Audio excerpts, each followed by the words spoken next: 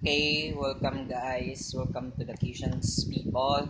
So I will start to cut my nail. Oh, sad naman ito. Ilang buwan ko siguro itong inaalagaan. Tapos ngayon, i-cut ko na. Kasi malapit na kasi pasok na.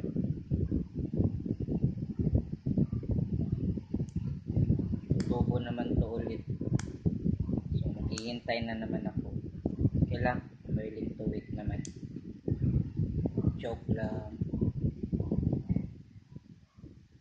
Tingnan nyo, ang tigas ng kuko ko.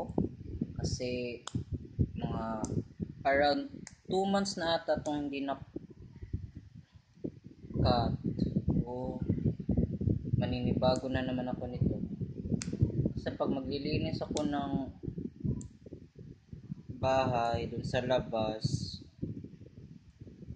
bubunutin ko yung mga damo. Papasok talaga dito yung dumi. Tapos nakakairita. O, tingnan nyo, wala na guys. Compare. It's okay.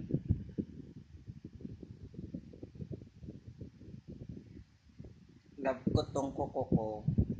Kahit ganito lang to, marami na akong sinaktan nito, joke. Di pala. Nakalmot pala. Malapit na, may tatlo na lang naiiwan. Goodbye ko po. Hit pa naman ang kamay ko. Parang duwindi ata.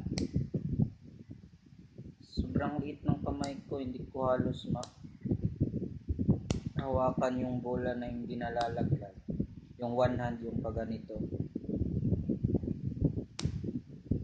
Hindi ko talaga magawa ng hawakan yung bola na mag-isa lang.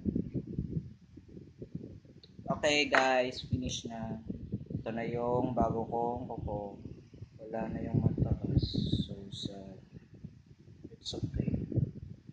Bye guys. See you next vacations people.